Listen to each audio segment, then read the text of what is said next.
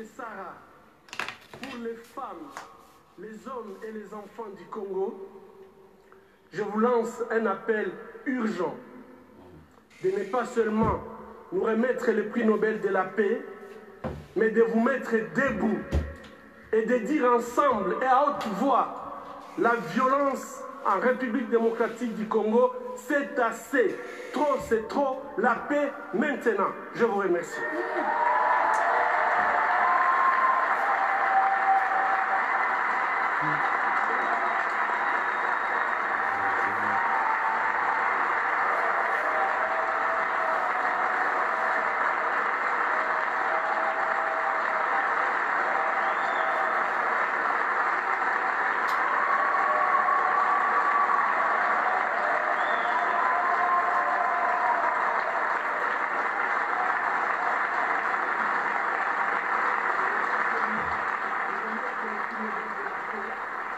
Voilà, incroyable discours du docteur Mukwege qui vient de recevoir son prix Nobel de la paix avec Nadia Mourad, que l'on a également entendu auparavant. Le docteur Mukwege, je vous rappelle, qui est gynécologue en RDC, il a soigné par milliers des victimes de violences sexuelles.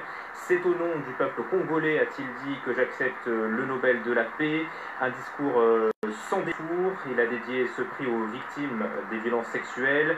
Il a dénoncé une absence d'un état de droit en RDC, le règne de l'impunité pour les personnes au pouvoir, en rappelant que le conflit a fait 6 millions de morts là-bas. Seule la lutte contre l'impunité, dit-il, peut cesser la spirale de la violence. Standing ovation actuellement pour le docteur Mukwege et pour Nadia Mourad, qui elle également a reçu le Nobel de la paix, qui a été victime de violences sexuelles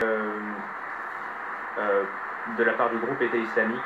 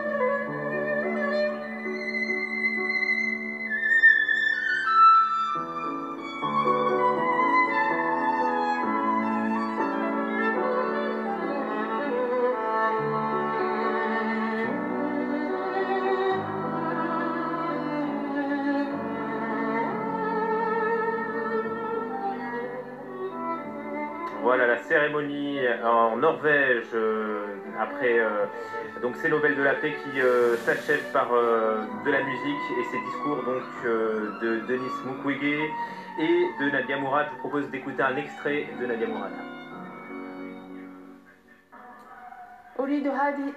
Je ne veux plus de compassion.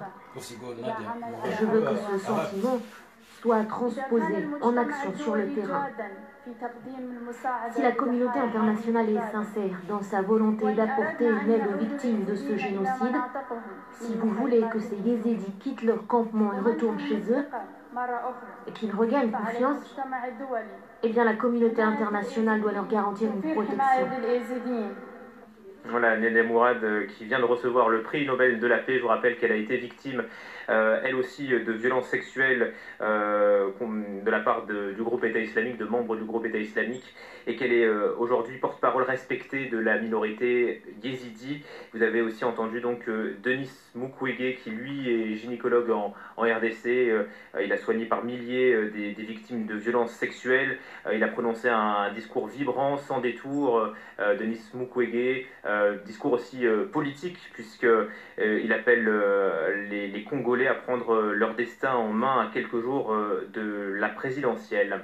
On reviendra évidemment sur ces discours. Le reste de l'actualité, c'est d'abord la France, où Emmanuel Macron a rendez-vous ce soir à 20 h avec les Français. Le président va s'adresser à la nation, il espère trouver les mots et surtout les mesures justes pour mettre fin à la contestation. Première étape ce matin, vous le voyez, les corps intermédiaires sont reçus à l'Elysée, où l'on retrouve Karim Yayaoui. Bonjour Karim, est-ce que la réunion est toujours en cours? Bonjour. Alors la réunion devrait s'achever incessamment sous peu, mais c'est vrai que ça dure parce que tous les participants ont été invités à s'exprimer par Emmanuel Macron un à un pour qu'il écoute ce qu'ils ont à proposer pour sortir de cette crise. Les